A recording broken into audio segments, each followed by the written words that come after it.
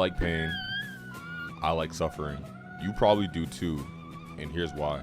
Not even 2 seconds into the video yet, and you're probably automatically thinking I'm a masochist for saying that. But listen very closely to what I have to say, bro. Life in itself is suffering. There's things like war, depression, illnesses, and death. And the thing is, we tend to overlook this because we're so fixated on the minuscule problems in our mundane lives. And yes, I will acknowledge that we all have something that we may be going through, as nobody's life is truly perfect. But to avoid the pain and discomfort in our lives, we're constantly told this mantra of chase happiness. Go eat that ice cream, go play that video game, go. And we're constantly told to indulge in these temporary pleasures to forget the negative aspects of our lives. But after all that feel-good mantra you've been told is sucked out of you, you're back to reality, basking in the moment of your pessimistic outlook on life.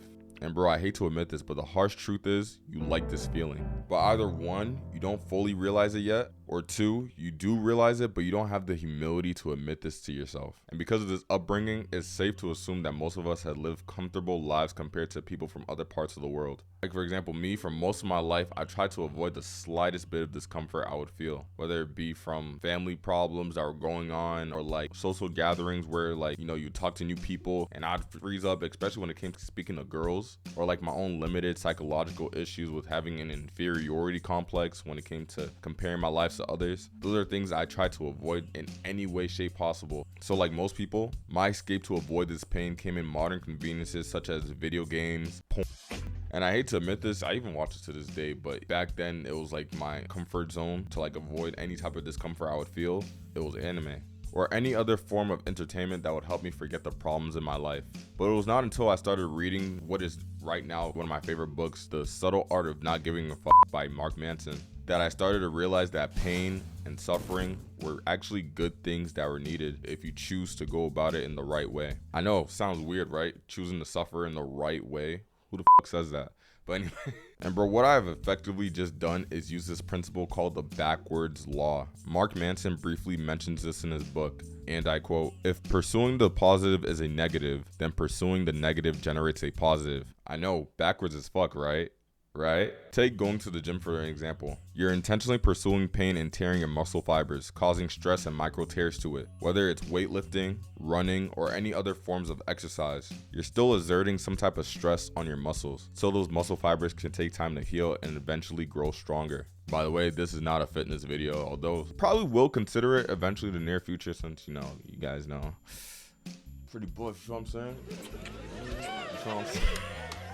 But if that's something you guys would like to see, put it down in the comments below. But because you're consciously pursuing that pain, ultimately that's where you derive the most pleasure from. It's like a yin and a yang. One cannot exist without the other. In other words, pleasure cannot exist without a level of pain, and pain cannot exist without a level of pleasure. Bro, think about it for a moment. Why do you pay attention to those in TV shows, movies, or people that undergo some type of hardship in their lives and end up coming out victorious in the end? Some of the most popular male figures out today, such as Andrew Tate, Joe Rogan, Jordan Peterson, David Goggins, who I'm gonna actually get to in a moment, and many other figures we respect, admire, and aspire to be like one day. Most, if not all, these motivational guys purposely put themselves through discomfort and suffering to some degree because of their mental resilience and willingness to be comfortable with being uncomfortable. I want you guys to remember that. I know I have some anime fans that watch me too, because I be looking at the comments sometimes. I be seeing like anime characters as you guys' profile pictures, but that's besides the point. Think about why you admire characters such as Goku, Naruto, Luffy, Thorfinn from Vinland Saga, and Guts, especially Guts.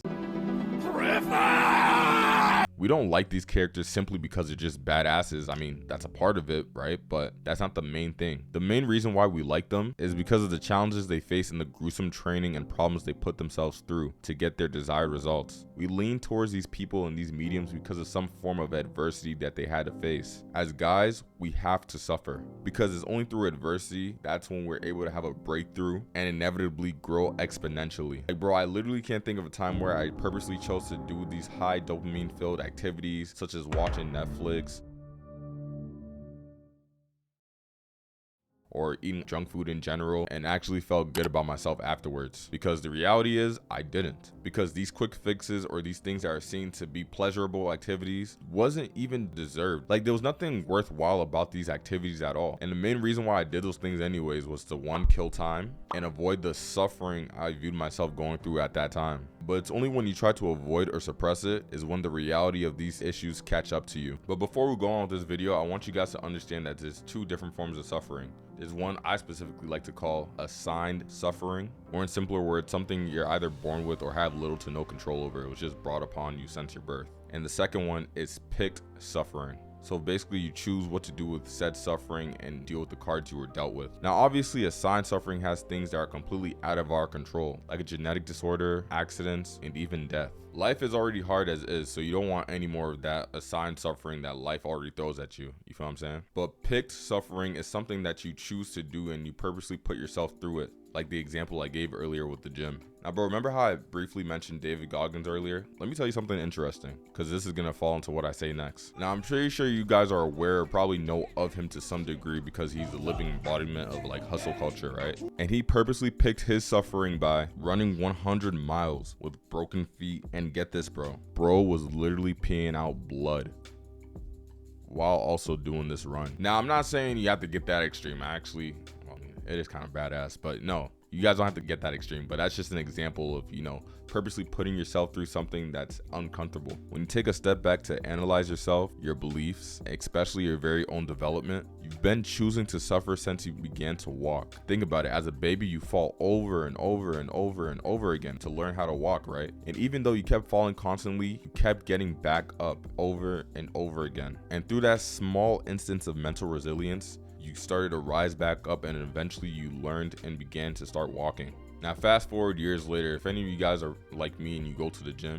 flex me, bro, then chances are you're pursuing pain yourself, or even starting a business that starts off uncomfortable at first. And we're aware of this, but yet we still choose to do this because we know we're gonna reap the benefits from choosing discomfort. So what happens when most people experience a tiny bit of discomfort? I'll tell you, bro, they'll lean into the primitive parts of their brains, aka the lizard brain or the monkey brain, as you like to call it on Google or whatnot. So once they experience some level of resistance or discomfort, they'll lean into solace. I think I said it right.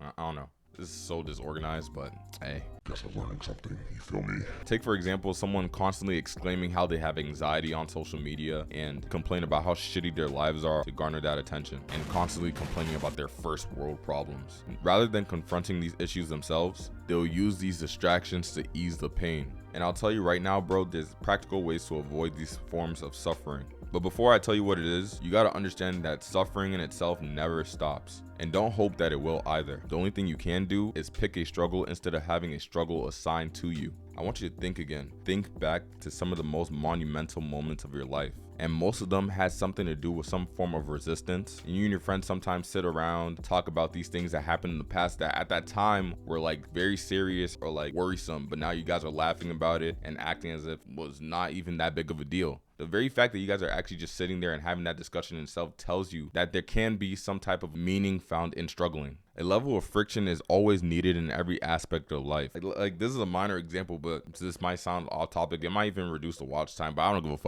So take, for example, you have a friend and then they just agree with every opinion, stance that you have and everything that you say. Like they just are super agreeable, like a yes man, you feel what I'm saying? They don't have no pushback or anything. They just say okay to everything that you say. Or take, for example, playing, I know I don't condone video games, but in the past when you would play video games, right? Typically you would choose to play on a certain level instead of easy, because if everything came easy to you, what's the point of playing the game in the first place? There always has to be a level of friction to have meaning behind something, you feel what I'm saying? Hear this. You can never truly know what a good day feels like without first having a bad day. You must face your thoughts and discomforts and learn to find comfort in discomfort, or experience the worst type of pain and get left behind by everybody else that picked their own struggle and lean towards that to live a more fulfilling life while you're over there staying stagnant. You're just the only one behind, scared to face your problems, scared to choose a struggle, scared to just grow. Stagnation is probably the killer of all men, and you don't want to be there. Not only is it suffering in the wrong way, but that's also something that's called learned helplessness. You don't want to be the victim. You pick and choose your struggle and you keep moving ahead. Guys, I've been spitting all video. I can't lie. And I should be wearing my retainers right now. I only put it off for this video just so, like, you know, I didn't have as much of a lisp as I spoke. Please like the video for me because I feel like my teeth are shifting right now. Type shit. If you go into the mind frame of choosing a struggle that's actually worth fighting for, that's where the real pleasure lies beneath. But yeah, man, that's all I got for this video. If you guys found this video helpful or relatable in any way, shape, or form, hit the like button, subscribe, and more videos on the way. You feel what I'm saying? I'm tired of shit. I wasn't even planning on recording tonight, but you know, had to get it done. You feel what I'm saying? Ain't no slacking all 2020, 2023. I'm gonna see you guys. Peace.